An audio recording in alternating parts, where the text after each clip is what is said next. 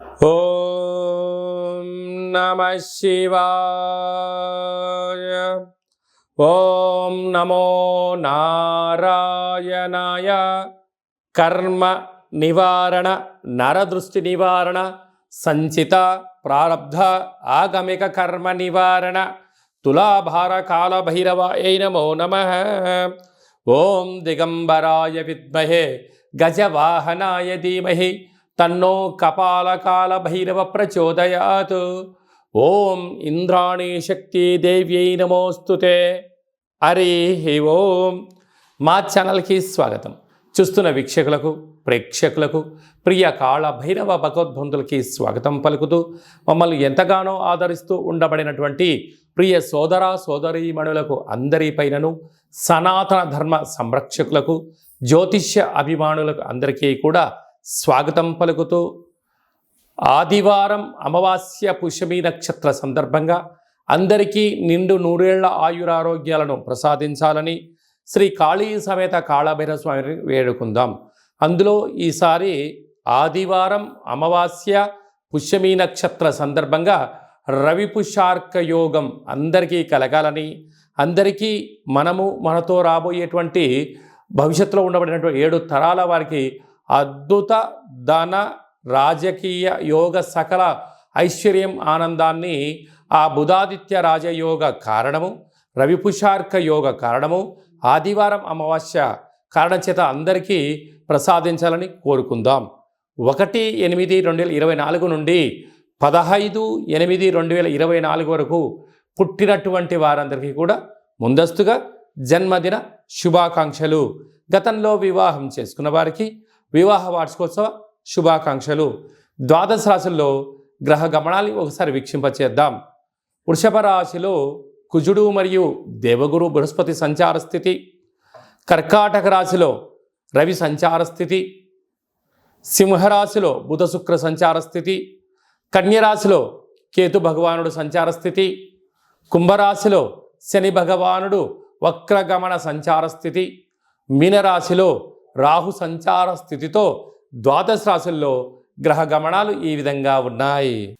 కన్యరాశి వారు ఆదివారం అమావాస్య పుష్యమి నక్షత్ర సందర్భంగా కాళ అమావాస్య రోజున, కాళాష్టమి రోజున ఎలాంటి విధులను పాటించాలి, 6వ స్థానంలో శని భగవానుడు వక్రగమనంలో ఉన్నప్పుడు ఎలాంటి దోషాలు ఉంటాయో ఈ వీడియోలో సవివరంగా సంపూర్ణంగా తెలుసుకుందాం.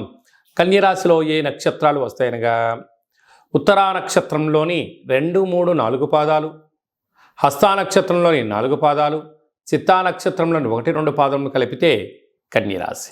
చాలామందికి పుట్టినటువంటి కాల సమయంలో డేటా బర్త్లో లేనటువంటి కారణం వలన పేరు యొక్క మొదటి అక్షరాన్ని అనుసరిస్తూ రాశిని తెలుసుకునే ప్రయత్నం చేద్దాం.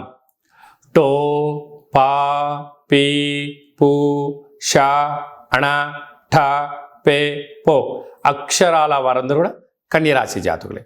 కన్యరాశి యొక్క అధిపతి బుధ భగవానుడు. వీరికి రాశిలోనే కేతు సంచార స్థితి ఉండడం, 6వ స్థానంలో శని భగవానుడు కుంభరాశిలో వక్రగమన ప్రయాణం అవ్వడం వలన విశేషంగా రుణ సమస్యలు, రోగ సమస్యలు, శత్రు సమస్యలు పొంచి ఉండినను నూతనంగా వివాహమైన దంపతులకు పుత్ర పుత్రిక సంతాన యోగము, తల్లిదండ్రుల నుంచి ఆస్తులు చరాస్తులు, మీరు ఎదుగుదలకు మీ తల్లిదండ్రుల నుంచి, బంధువుల నుండి, మిత్రుల నుంచి అనేక రకాలమైనటువంటి ధన సంపద మీ సొంతం కాబోతుందని చెప్పి గమనించాలి.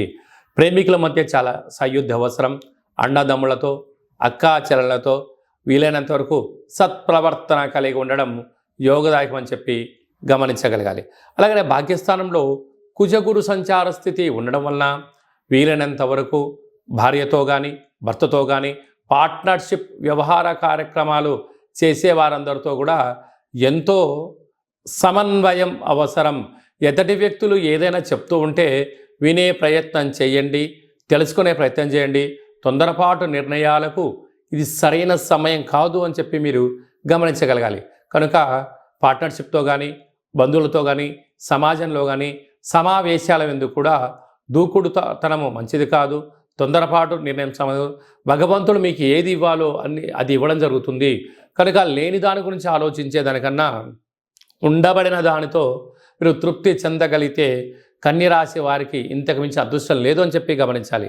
కనుక తెల్ల జిల్లేడు వృక్షం దగ్గర దీపం పెట్టడం, తెల్ల జిల్లేడు యొక్క వృక్షాన్ని వేరు తెచ్చి సింధూరాన్ని పూసి పూజా మందిరంలో ఉంచుకొని తాంత్రిక శ్రీ లక్ష్మీ వరసిద్ధి మహాగణపతి స్వామి యొక్క పూజను చేసుకోవడం, కాళభైరవ స్వామి యొక్క పూజలో పాల్గొనడం వలన కష్టాలన్నీ తొలగిపోయి ఐశ్వర్యం ఆనందం మీ సొంతం అవుతుందని చెప్పి గమనించాలి.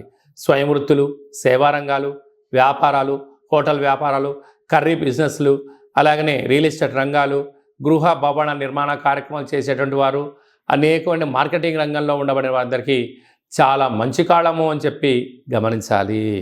ముఖ్యమైనటువంటి పండగల గురించి క్లుప్తంగా సవివరంగా సంపూర్ణంగా తెలుసుకుందాం.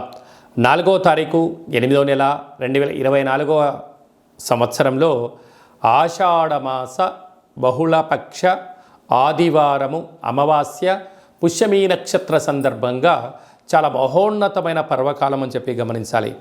ఆదివారం అమావాస్య వస్తేనే అందరికీ పెద్ద పండగ. అందులో పుష్యమీ నక్షత్రంతో కూడుకున్నటువంటి అమావాస్య కావడం వలన మనకు బహిర్ ప్రాంతాలలో వ్యవసాయ క్షేత్రాల్లో తెల్ల జిల్లేడు వృక్ష ఉండడం జరుగుతూ ఉంటుంది. ఏపుగా పెరిగినటువంటి వృక్ష దేవత కింద శ్వేతార్క వరసిద్ధి మహాగణపతి స్వామివారు వృక్ష రూపంలో ఉండడం జరుగుతుంటుంది.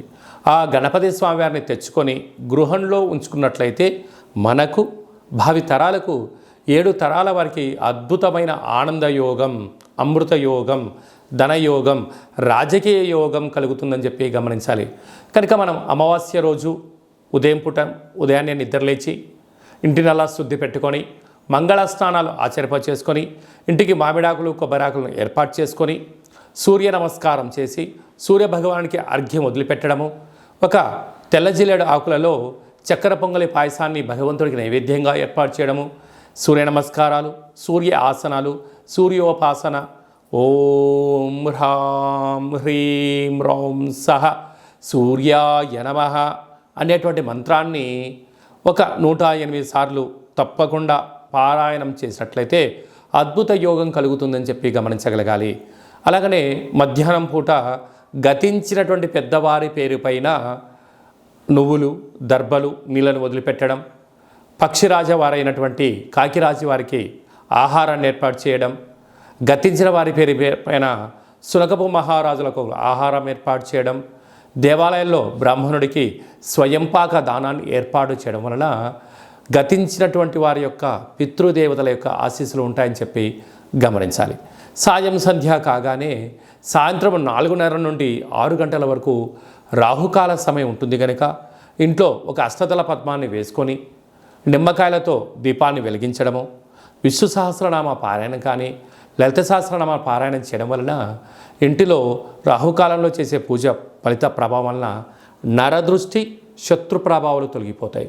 చీకటి పడ్డాక లేకుంటే ఉదయం కానీ ఇంటికి ఒక ఎర్రటి గుమ్మడికాయను దిష్టి తీసి పలగొట్టడం, దారం కలిగిన నిమ్మకాయని కట్ చేసి గడపకు ఇటువైపు అటువైపు పెట్టడం, కార్లను, ఫ్యాక్టరీలను, కర్మాగారాలను శుద్ధి పెట్టుకొని సాంబ్రాణితో ధూపం వేయడం వలన ప్రశాంతత కలుగుతుందని జరుగుతుంది. మిగతా రోజుల్లో 1000 జపం చేస్తే ఎంతటి ఫలితం వస్తుందో ఆ రోజు ఒక్క నామాన్ని స్మరించిన కాళభైరవ అన్న, కాళికామాత అన్న, వెంకటేశ్వర అన్న, ఓం నమశివాయ అన్న అద్భుతమైన ఫలితం కలుగుతుంది అని చెప్పి గమనించాలి. ఆ రోజు చేసే పూజ, ఆ రోజు చేసే దీక్ష, ఆ రోజు ఉండబడిన మౌనము మనకెంతో ఐశ్వర్యాన్ని, ఆనందాన్ని మనకు కలిగిస్తుందని చెప్పి గమనించగలగాలి. అదే కాకుండా ఆ యొక్క అమావాస్యను కాళ అమావాస్య అంటారు. అంటే కాళిదాసు లాంటి వాళ్ళు, బట్టి విక్రమార్కుడు లాంటి వాళ్ళు, శివాజీ చక్రవర్తులు లాంటి వారందరూ కూడా ఇలాంటి రోజులలోనే సాధన చేసి కాళ స్వరూపమైనటువంటి కాళికామాతను, కాళభైరవ స్వామిని ప్రసన్నం చేసుకున్నారని చెప్పి గమనించాలి. అలాగనే మనకు 12వ తారీఖున 13వ తారీఖున శ్రావణమాస శుద్ధాష్టమి సందర్భంగా, కాళ అష్టమి సందర్భంగా కాళభైరవ స్వామి స్మరణ, ధ్యానము యోగదాయకం అని చెప్పి గమనించాలి. మన యొక్క దేవాలయంలో 4 శనివారాలు, 4 మంగళవారాలు, శుద్ధాష్టమి, పూర్ణిమ, బహుళాష్టమి, అమావాస్య సందర్భంగా నిత్యము కాళభైరవ హోమం జరుగుతూ ఉంటుంది. కనుక దేవాలయంలో అర్చన, అభిషేకాదులు, కాళభైరవ స్వామి యొక్క ముడుపు, కాళభైరవ స్వామి వారి యొక్క కూష్మాండ దీపము పెట్టడం జరుగుతుంటుంది. హోమంలో పాల్గొనడం వలన సకల అష్ట కష్టాలు తొలగిపోతాయి. కాలము అనగానే కాళభైరుడి యొక్క చేతిలో ఉంటుంది. అందుకే కాళాష్టమి, కాళ అమావాస్య రోజున భైరవస్వామి యొక్క స్మరణ, ధ్యానము, పూజ ఐశ్వర్యాన్ని, ఆనందాన్ని కట్టబెడుతుందని చెప్పి గమనించాలి. గృహంలో ఉండబడిన నరదృష్టి తొలగిపోతుంది. వ్యాపారాల్లో ఉండబడినటువంటి ఆటంకాలు తొలగిపోతాయి. విపరీతమైనటువంటి జనాకర్షణ, ధనాకర్షణ కలుగుతుందని చెప్పి గమనించాలి. ఆసక్తి కలిగితే ఇంట్లో చేసుకోండి. కుదరలేని పక్షంలో ఈ కింద నెంబర్ సంప్రదించినట్లయితే, మీ గోత్రనామంలో పంపించినట్లయితే వీడియో కాల్ ద్వారా చూపించి మీ పేరుపైన ఒక సౌభాగ్య ముడుపు, కూష్మాణ దీపము, హోమాన్ని చేయించి వాట్సాప్ కాల్ ద్వారా ప్రత్యక్ష ప్రసారాన్ని కూడా చేయించడం జరుగుతుందని చెప్పి గమనించాలి. ఇంకనూ మనము ఈ ఆషాఢమాస ఆదివారం అమావాస్య రోజున, శ్రావణమాస శుద్ధాష్టమి, కాళాష్టమి సందర్భంగా ఇంకనూ విజయం సాధించగలగాలి అన్నట్లయితే ఈ యొక్క పాత్ర కంచు పాత్ర అంటారు. ఈ యొక్క అంటే కంచు మోగినట్టు కనకమ్ము మోగదు గదరా సుమతి అని చెప్పి మనకు సుమతి శతకంలో చెప్పడం జరుగుతుంటుంది. రాసులు 12 ఎలా ఉంటాయో 12ని అచ్చు వేయడం జరుగుతుంటుంది. పూజ చేసిన తదనంతరము ఈ యొక్క పాత్రను ఇలా ఎడమ చేతో పట్టుకొని కుడి చేతో ఈ కరసాహం తీసుకొని ఇలా చిన్నగా శబ్దం చేసినట్లయితే ఓంకార శబ్దం రావడం జరుగుతుంటుంది.